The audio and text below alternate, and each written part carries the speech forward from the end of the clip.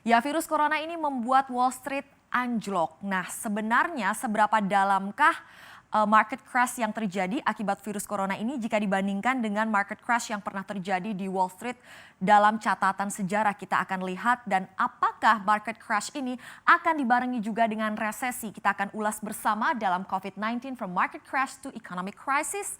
Resesi di sini maksudnya ya. Oke, kita lihat ya.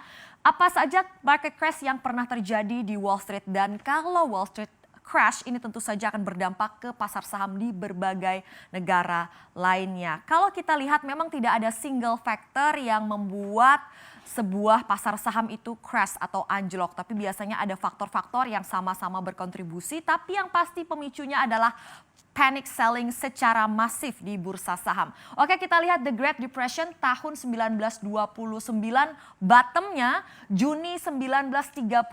Pada saat itu yang terjadi adalah resesi ringan sebenarnya, namun pasar saham tengah mengalami overvalue, jadi harga-harga saham itu jauh harganya melebihi nilainya atau nilai fundamentalnya, dan di saat pendapatan perusahaan itu ternyata memang terdampak resesi, terjadilah panic selling menyebabkan The Great Depression tahun 1929. Kemudian ada Black Monday 1987 yang mana bottomnya atau dasarnya adalah 1987, seanjlok-anjloknya tercapai pada November 1987. Yang terjadi saat itu adalah massive forced selling. Jadi ini adalah awal-awal di mana program komputer otomatis digunakan untuk transaksi saham, dan ini digunakan oleh investor-investor institusi. Jadi pada saat harga saham anjlok menyentuh level tertentu, maka secara otomatis program komputer ini akan melakukan penjualan futuresnya. Jadi secara bersama penjualan secara otomatis dilakukan, ditambah lagi redemption besar-besaran dari reksadana menyebabkan Black Monday 1987. Kemudian ada resesi tahun 2000 yang mana bottomnya atau dasar anjloknya, dasar jurangnya terjadi pada September 2002. Ini disebabkan oleh dot-com bubble burst. Jadi pecah ya dot-com bubble-nya. Kemudian ada The Great Recession tahun 2007-2008 yang kita kenal sebagai krisis finansial, yang mana bottomnya terjadi pada Februari 2009. Ini disebabkan oleh subprime mortgage crisis yang membuat Lehman Brothers, Bear Stearns ini collapse, dan sayangnya bailout ini terlambat ditantangani oleh Kongres sehingga dampaknya sudah terlanjur masif menyebabkan krisis finansial yang berkepanjangan. Dan sekarang crash di pasar saham akibat coronavirus dimulai Februari 2020 sampai ke bulan Maret, kita belum tahu bottomnya di mana. Ini adalah pertanyaan besar, dan akan sampai mana jatuhnya, berapa lama, diakibatkan oleh virus corona. Oke, kita lihat market crash yang pernah terjadi, seberapa dalam anjloknya dan berlangsung dalam jangka waktu berapa lama.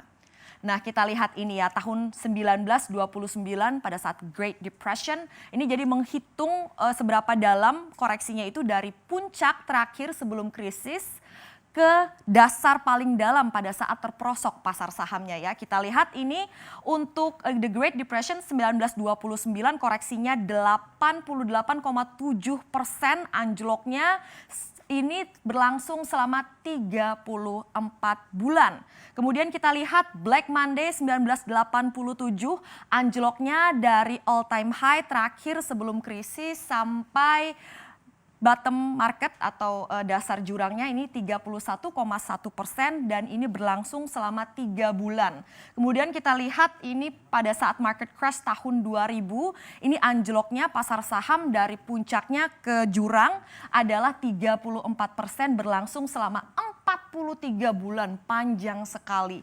Kemudian 2008 pada saat terjadi krisis finansial, ini hampir setengahnya ya, ini kapitalisasi pasar hilang karena ini ambruk dari puncak tertinggi sebelum krisis ke bottomnya atau ke dasar jurangnya ini 49,3%, dan ini berlangsung selama 16 bulan.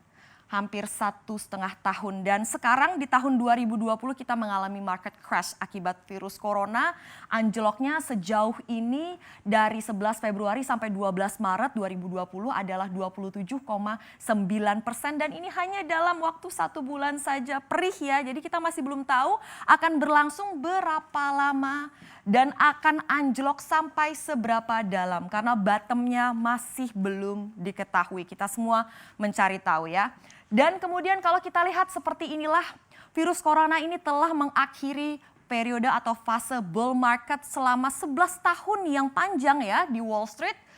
Ini kita lihat, ini adalah chart S&P 500 Index. Ini sebelumnya bisa kita lihat mulai 9 Maret 2009 ini sampai 19 Februari 2020 terjadi bull market ya di Wall Street. Kita bisa lihat di S&P 500 Index ini di mana melaju kencang selama 11 tahun mencetak cuan 400,5%. Sayang sekali fase ini resmi berakhir karena kalau secara definisinya kapankah bear market ini datang mengakhiri bull market itu pada saat pasar saham terkoreksi anjlok 20%. Dan ini sudah terjadi dari puncak sebelum krisis yaitu all time high-nya di 19 Februari 2020, kemudian pada 16 Maret 2020 ini sudah anjlok 29,6%, lebih dari 20%, berarti sudah resmi memasuki masa bear market ya. Nah, pertanyaannya apakah setiap bear market ini selalu dibarengi dengan resesi? Nah, kita lihat data historisnya seperti apa. Ini adalah data dari LPL Research dan juga FactSet yang diolah oleh CNBC Internasional. Tidak semua bear market berujung resesi. Berapa besar probabilitasnya ya? Ini adalah market crash yang terjadi atau bear market yang terjadi setelah The Great Depression 1929.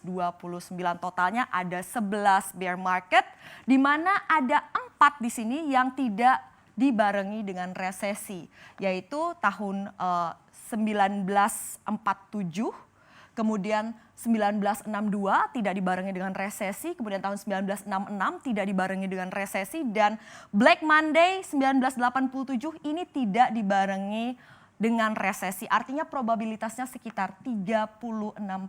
Tidak selalu bear market dibarengi resesi. Nah, probabilitasnya lebih besar ternyata bear market ini dibarengi dengan resesi ya. Berarti sekitar 64% ini. Nih, bisa kita lihat ya secara historis. Terutama 3 bear market terakhir yang dialami yaitu di tahun 90-an ini dibarengi oleh resesi. Berlangsung selama 3 bulan, anjloknya 20% dari puncak sebelum krisis ke bottomnya. Kemudian pada tahun 2000 sampai 2002, 31 bulan, iya dibarengi dengan resesi karena ini pasar saham anjlok 49%. Dan kemudian yang terakhir krisis finansial yang dimulai dari tahun 2007 sampai 2009 ini berlangsung 17 bulan, ia dibarengi dengan resesi, pasar saham pada saat itu anjlok 56%. Nah, apakah kali ini market crash yang terjadi akibat coronavirus akan dibarengi oleh resesi? Sayangnya sejumlah analis dan lembaga mengatakan iya. Salah satunya adalah S&P Global yang memproyeksi akan terjadi resesi di Amerika Serikat. Secara teknis, kapankah perekonomian itu dikatakan mengalami resesi? Itu pada saat mengalami pertumbuhan ekonominya itu negatif atau minus, terkontraksi 2 kuartal berturut-turut. Nah, kita tahu Amerika Serikat pada saat ini tengah menghadapi wabah virus corona yang sudah berstatus pandemi di Amerika Serikat sendiri. Seluruh negara bagiannya ada ditemukan kasus corona dan ditambah lagi harga minyak yang anjlok. Nah, seperti ini proyeksi pertumbuhan ekonomi Amerika Serikat oleh S&P Global. Pada kuartal 1 tahun 2020 ini diproyeksi oleh S&P Global pertumbuhan ekonomi Amerika Serikat akan minus 1%, terkontraksi 1%. Sementara pada kuartal 2 akan lebih buruk lagi, minus 6%. Kalau kita lihat, nah ini diamini juga oleh Goldman Sachs dan juga Morgan Stanley juga sepakat bahwa Amerika Serikat iya akan diiringi dengan resesi. Nah, untuk misalnya Goldman Sachs ini untuk kuartal 1 2020 memproyeksi pertumbuhan ekonomi Amerika Serikat akan 0%, sementara di kuartal 2 akan minus 5%. Namun lembaga-lembaga ini sepakat bahwa akan terjadi perbaikan pada lepas kuartal 2 2020 ini akan terjadi rebound. Mereka semua sepakat. Sementara Bank of America mengatakan bahwa Amerika Serikat ini hanya akan flirting with recession, jadi artinya akan nyenggol-nyenggol dikit aja dengan resesi begitu. Kemudian adapun JP Morgan juga ini mengatakan bahwa akan mengalami resesi juga meskipun tidak separah proyeksi dari misalnya S&P Global. Jadi nampaknya memang dalam benak sejumlah ekonom dan juga lembaga misalnya investment banking, ini semuanya bersepakat bahwa iya resesi ini adalah skenario yang sangat mungkin terjadi di Amerika Serikat. Namun pertanyaan mereka, perdebatannya pada saat ini adalah akan seberapa parah dan akan seberapa lama. Nah wajar kalau kemudian kita lihat The Fed bertindak dengan cepat, begitu juga pemerintah Amerika Serikat. The Fed langsung menurunkan suku bunga acuan di level 0 sampai 0,25%. Kemudian mengaktifkan kembali program quantitative easing yaitu pembelian aset senilai $700 miliar Amerika Serikat, sementara pemerintah Amerika Serikat sendiri saat ini tengah menyiapkan stimulus sebesar setidaknya $850 miliar Amerika Serikat ini untuk menyelamatkan industri yang terhantam coronavirus dan juga agar masyarakat Amerika Serikat ini masih punya duit di kantong pada saat mereka tidak bisa bekerja, tidak bisa bepergian kemana-mana, tidak bisa beraktivitas akibat pencegahan virus corona.